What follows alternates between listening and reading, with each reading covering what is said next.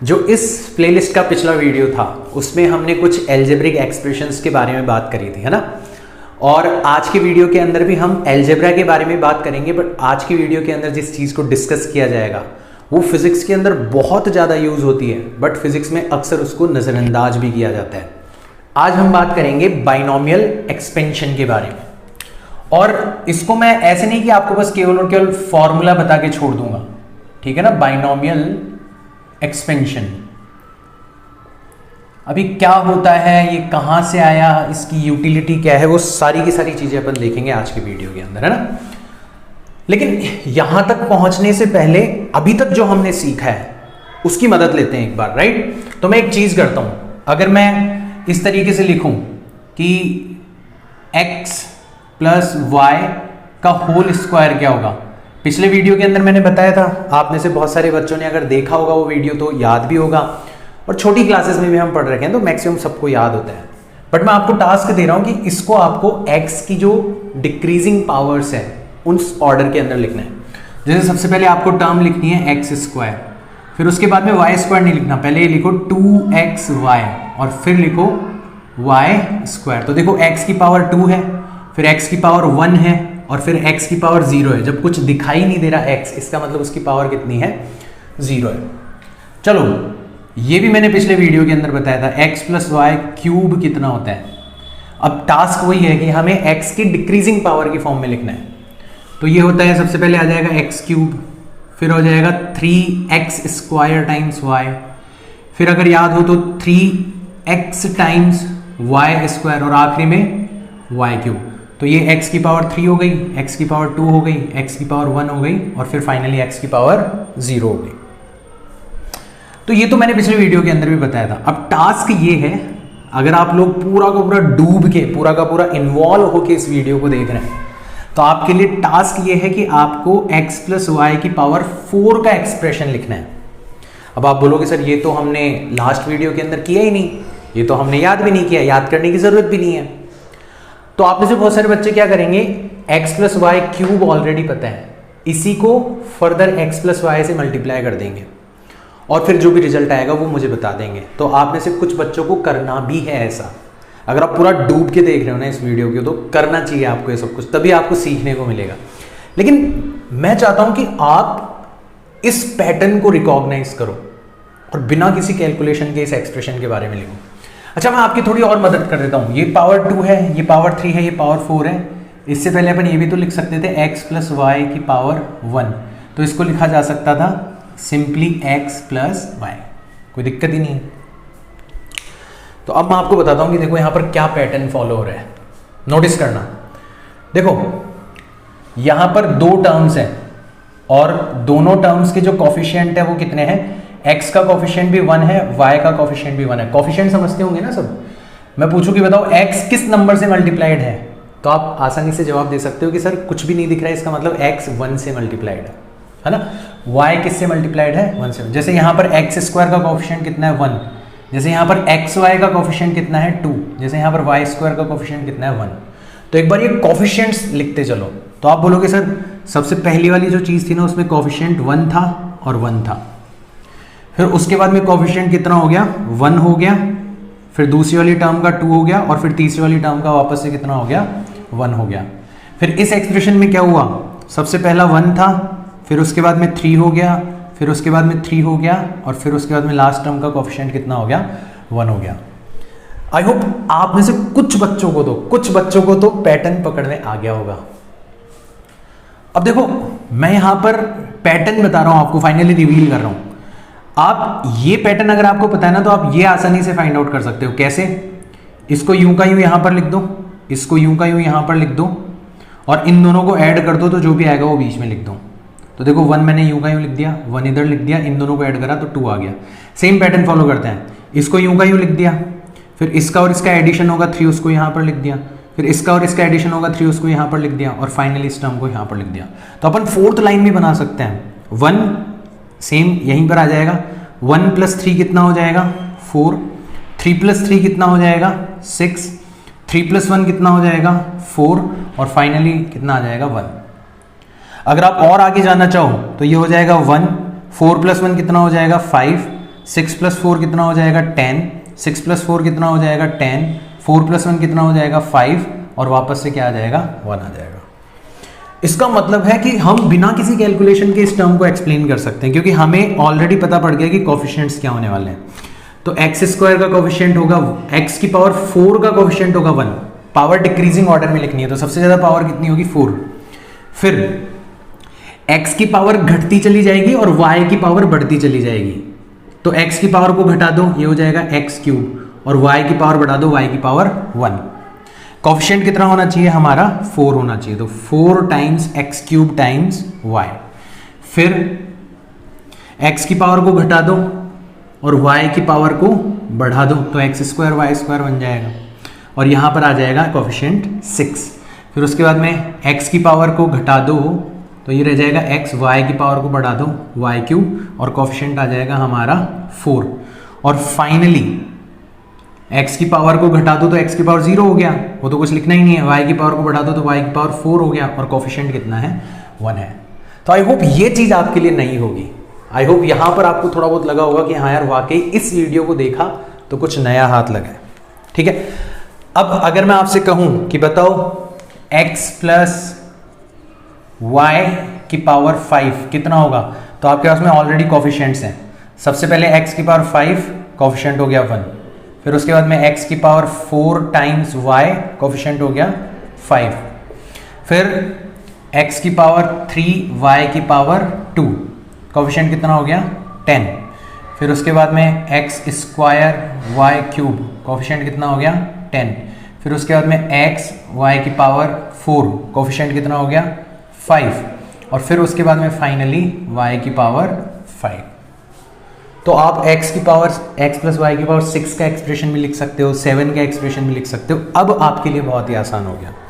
तो ये जो हम ये ट्राइंगल बना रहे हैं ना ये नंबर से, ये पास्कल ट्राइंगल कहलाता है और ये बेसिकली हमें किसी भी टर्म को एक्सपेंड करने पर जो डिफरेंट टर्म्स होंगी उनके कोफिशिएंट्स के बारे में इंफॉर्मेशन दे सकता है and it is very very interesting.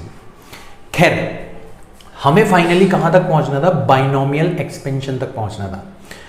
Binomial का मतलब होता है एक ऐसा एक्सप्रेशन जिसके अंदर दो टर्म्स हो, जैसे यहाँ पर एक x है और एक y है, और एक्सपेंशन का मतलब है कि उसकी पावर को एक्सपेंड करना, राइट।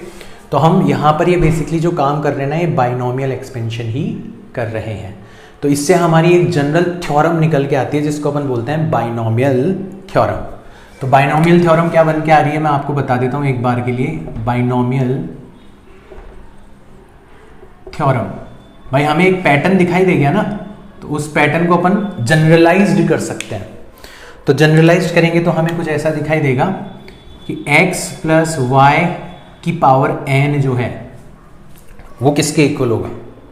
तो आप बोलोगे कि सर होगा तो इस चीज़ के इक्वल कि सबसे पहले x की पावर n आएगी, फिर उसके बाद में x की पावर n - 1 y हो जाएगा, मतलब x की पावर घटती चली जाएगी और y की पावर बढ़ती चली जाएगी। इसी तरीके से चलेंगे, फिर आखिरी में x की पावर सिंपली 1, y की पावर n - 1 और आखिरी में आ जाएगा y की पावर n। तो ये तो मैंने टर्म्स लिखी है। फिर आते हैं इनके कोफिशिएंट्स। तो इनके जो कोफिशिएंट्स होंगे वो होंगे 1, फिर 5, 10, 10, 5 इस तरीके से। तो अपन इसको जब nth पावर तक बढ़ाते चले जाएंगे तो जो कोफिशिएंट्स आएंगे वो क्या होंगे। तो ये जो नंबर्स है ना, इन नंबर्स को एक फॉर्मूले की फॉर्म में भी लिखा जा सकता है। इनको लिखा जा सकता है n, ध्यान देना, इनको लिखा जा सकता है n c, ठीक है। और यहाँ पर जो x की पावर है, ठीक है, या तो x की पावर से स्टार्ट करो या 0 से स्टार्ट करो। तो जैसे यहाँ पर मैंने लिखा nc0, फिर यहाँ पर लिखा मैंने nc1, ठीक है। फिर बढ़ते बढ़ते बढ़ते तो आप नोटिस कर रहे हो y की पावर यहाँ पर आती जा रही है, तो यहाँ पर आ जाएगा सिंपली nc n-1 और फाइनली यहाँ पर आ जाएगा ncn y की पावर n।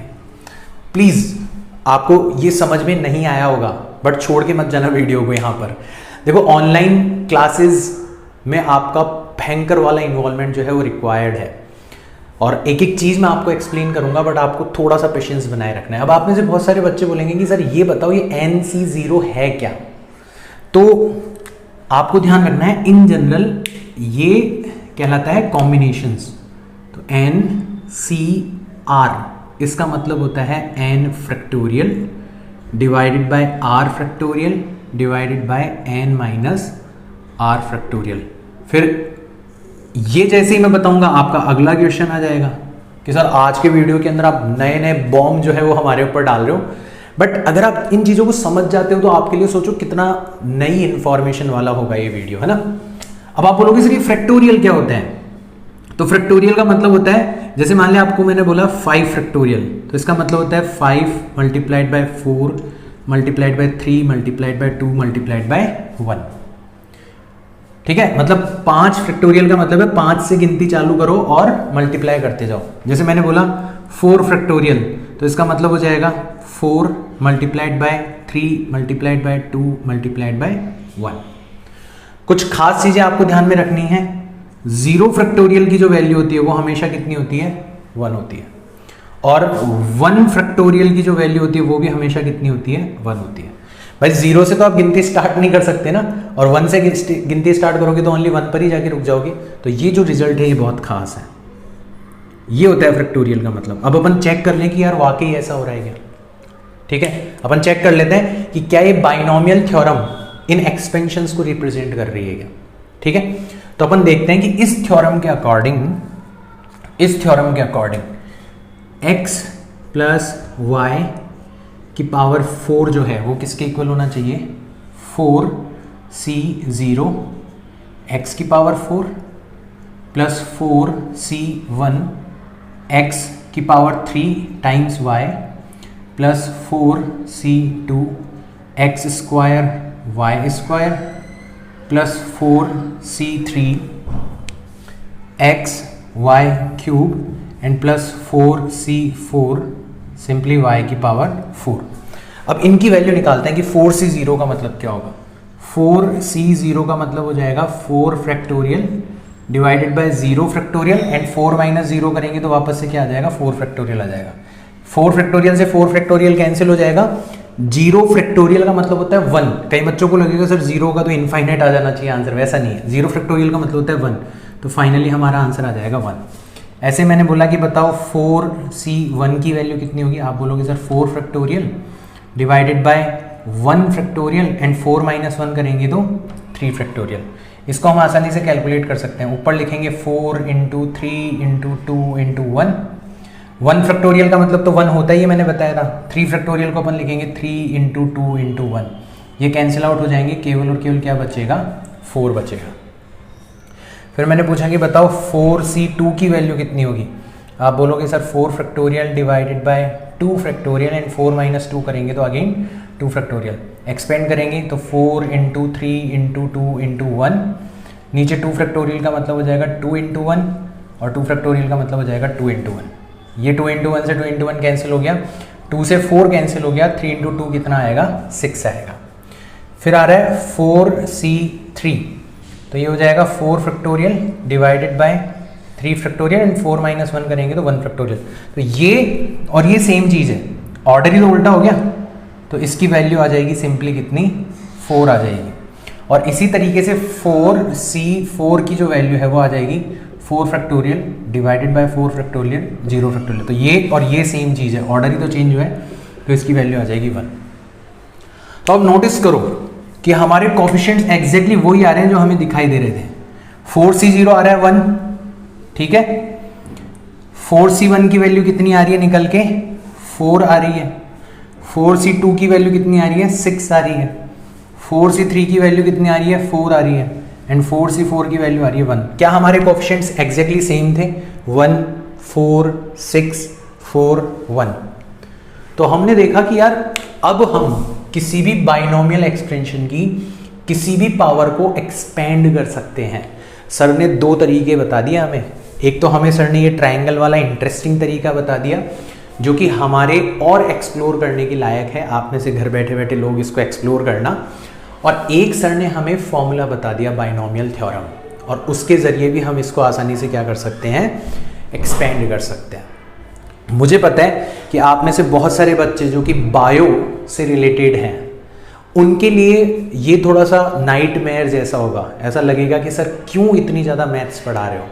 लेकिन यार यहीं पर मैं आपको दो चीज़ें क्लैरिफाई करना चाहता हूँ। एक तो इस चैनल के ऊपर मैं फिज़िक्स केवल और केवल इस बात को ध्यान में रख के नहीं पढ़ा रहा कि मुझे किसी खास सेगमेंट के या खास क्लास के बच्चों को ध्यान में रखते हुए फिज़िक्स पढ़ानी है। मैं यहाँ पर फिज़िक्स पढ़ाने की कोशिश कर रहा हूँ कि एक नेचुरल फ्लो क्रिएट हो और आप में से जो लोग फिज़िक्स को डेप्थ तक जाके एक्सप्लोर करना चाहते हैं वो बेसिकली इस चैनल का फ़ायदा उठा पाए। तो जिसको डेप्थ तक जाना है वो वीडियो से पूरी तरीके से जुड़ जाया करो, इन्वॉल्व हो जाया करो, वीडियो के बाद में भी इस वीडियो के अंदर जो पढ़ाया गया है उसके बारे में सोचा करो। और जिसको ऐसा लगता है कि नहीं यार मेरा मकसद तो केवल और केवल किसी एग्जाम के अंदर मार्क्स लेके आना है, उसमें कोई बुराई नहीं है, राइट। तो आप जस्ट केवल और केवल इस वीडियो के अंदर जो इन्फॉर्मेशन आपको इंपॉर्टेंट लगती है, अगर आपको समझ में आ रहा है ना, तो आपको कुछ भी याद करने की ज़रूरत नहीं पड़ेगी। लेकिन अगर फिर भी आपको ऐसा लगता है कि यार कुछ ज़्यादा ही डेप्थ तक जाकर पढ़ा रहे हैं सर, मुझे इतनी डेप्थ तक जाने की ज़रूरत नहीं है, तो एक बार वीडियो को देख लिया करो और उसके बाद में जो ज़रूरी इन्फॉर्मेशन है उसको कलेक्ट कर लिया करो, राइट। तो ये बेसिकली हमारा बाइनोमियल थ्योरम हो गया। अब फिजिक्स के अंदर इसको कैसे यूज़ करेंगे? फिजिक्स में कोई ऐसे तो सवाल आएंगे नहीं कि इसको एक्सपेंड कर दो और ये वो सब कुछ, ठीक है ना। लेकिन फिजिक्स के अंदर इसका बहुत ही एक्सटेंसिव यूज़ होता है। मैं आपको बताता हूँ, पहले अपन एक तरफ का पोर्शन मिटा लेते हैं। देखो फिजिक्स के अंदर इसका यूज़ जो है वो किस तरीके से होगा। अगर मैं इस एक्सप्रेशन के अंदर y की जगह 1 रख दूं, ठीक है, तो कुछ खास एक्सप्रेशन बनेगा मेरा। ये बन जाएगा y की जगह मैंने रख दिया 1 और 1 को मैं पहले लिख देता हूं, तो 1 प्लस एक्स की पावर n जो होगा वो किसके, 1 प्लस एक्स की होल पावर n जो होगा वो किसके इक्वल हो जाएगा। तो अब अपन लिख सकते हैं इसको nc0 1 होता है, ठीक है ना, तो x की power n plus nc1 x की पावर n माइनस 1। देखो y तो है ही नहीं ना, y की जगह 1 रख दिया तो y को लिखने की ज़रूरत ही नहीं है। फिर nc2 x की पावर n माइनस 2 और ऐसे करते करते करते करते ncn x की पावर 0, ठीक है।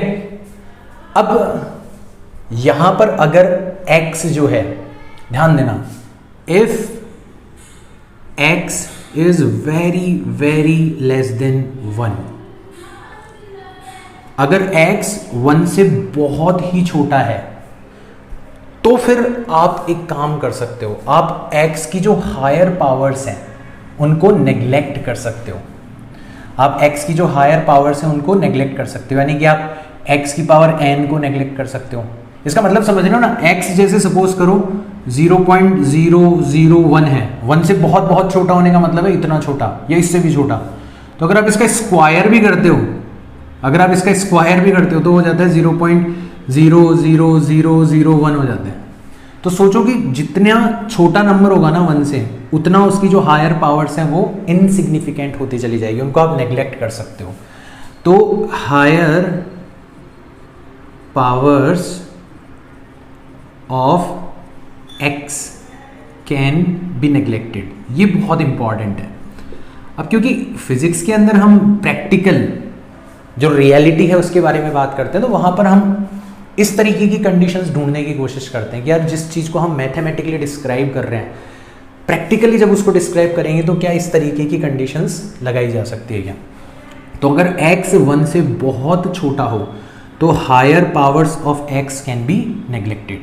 तो 1 प्लस एक्स की पावर n, 1 प्लस एक्स की पावर n, ये सिंपली किसके इक्वल हो जाएगा, सारी हायर पावर्स जो है वो नेग्लेक्ट हो जाएगी, केवल और केवल आखिरी वाली चीज़ बचेगी ncn, और एक और ले लो ncn माइनस 1 टाइम्स x। मैंने थोड़ा सा इसको कॉम्प्लिकेटेड कर दिया, बट फिर भी मैं आपको बता देता हूँ, आपकी प्रैक्टिस भी हो जाएगी। ncn का मतलब हो जाएगा n factorial divided bye n factorial, n minus n करेंगे तो 0 फैक्टोरियल, ये कैंसिल आउट हो जाएगा, 0 फैक्टोरियल की वैल्यू 1 होती है तो 1 आ जाएगा। और ncn माइनस 1 का मतलब क्या हो जाएगा, n factorial n minus 1 factorial, और n माइनस n माइनस 1 करेंगे तो सिंपली बचेगा 1 फैक्टोरियल। तो इसको अपन लिख सकते हैं n into n minus 1 into n minus 2, ऐसे करते करते 1 तक चली जाएगी गिनती। और इसको अपन लिख सकते हैं n माइनस 1 n माइनस 2 ऐसे करते करते 1 तक चली जाएगी गिनती, और 1 फैक्टोरियल की वैल्यू तो 1 होती है। तो आप नोटिस कर रहे हो सब कैंसिल आउट हो जाएंगे और केवल इसकी वैल्यू बचेगी n। तो 1 प्लस एक्स की पावर n, इसको इस कंडीशन के साथ इतना लंबा चौड़ा लिखने की ज़रूरत नहीं है, इसको सिंपली लिखा जा सकता है 1 प्लस एन एक्स। सिंपली आपको ध्यान रखना है कि 1 plus something, and if this something is very very less than 1 की पावर अगर n हो तो आपको एक्सपेंड भी करने की जरूरत नहीं है। आप सिंपली क्या करोगे, 1 को तो यूं ही रहने दोगे और ये जो पावर थी उसको सिंपली इस x से क्या कर दोगे, मल्टीप्लाई कर दोगे। ये फिजिक्स के अंदर बहुत ही ज़्यादा यूज होगा और इसको हम जानते हैं किस नाम से, बाइनोमियल अप्रॉक्सीमेशन के नाम से, बाइनोमियल अप्रॉक्सीमेशन के नाम से। ये हम बहुत ही ज़्यादा यूज़ करेंगे फिजिक्स के अंदर, क्योंकि फिजिक्स के अंदर हम बेसिकली क्या करते हैं, फिजिकल क्वांटिटीज़ के चेंज के बारे में बात करते हैं। हमने एरर्स ऑलरेडी पढ़ लिया है, जो चैप्टर 2 है उसकी प्लेलिस्ट के अंदर जाओगे तो वहाँ पर मैंने एरर्स की बात करी है ना। तो एरर बेसिकली होता क्या है कि किसी फिजिकल क्वांटिटी की जो मेजर्ड वैल्यू है उसमें हल्का सा चेंज, ठीक है। तो फिजिक्स के अंदर बहुत बार हम ऐसी सिचुएशन से डील करेंगे कि इस जगह पर हमें एक बहुत ही छोटी क्वांटिटी दिखाई देगी, और जब हम मैथमेटिकली उसको सॉल्व करने की कोशिश करेंगे, डील करने की कोशिश करेंगे, तो फिर फिजिक्स के नज़रिए से इस कंडीशन को लगा के, ये अप्रॉक्सीमेशन लगा के सिचुएशन बहुत ही आसान बनाई जा सकती है। अब मैं आपको एक टिप दे देता हूँ यहाँ पर कि आज का वीडियो अगर आपने पूरा देखा है ना, तो नेक्स्ट वीडियो के अंदर मैं आपको पढ़ाने वाला हूँ डिफरेंशिएशन, कैलकुलस जो है ना। और डिफरेंशिएशन और इंटीग्रेशन सीखने में आप में से बहुत सारे बच्चे इंटरेस्टेड हैं, मेरे पास बहुत सारे कमेंट भी ऑलरेडी आ चुके हैं। लेकिन मैंने बताया ना कि मैं स्टेप बाय स्टेप, मैं एक भी सीढ़ी जो है ना आपको स्किप नहीं करवाना चाहता। मैं चाहता हूँ कि आप अगर इस चैनल के ऊपर फिजिक्स पढ़ रहे हो तो फिर दुनिया में कोई भी आपकी फिजिक्स से टक्कर ना ले पाए। इनफैक्ट आप कुछ ऐसा कर गुजरो फिजिक्स की फील्ड के अंदर कि फिर मतलब आपको भी, मुझे भी और बहुत सारे लोगों को आपके ऊपर फख्र होने लगे। मैं इसी तरीके से पढ़ाऊँगा। मैं मिलता हूँ आपसे नेक्स्ट वीडियो के अंदर। बाय।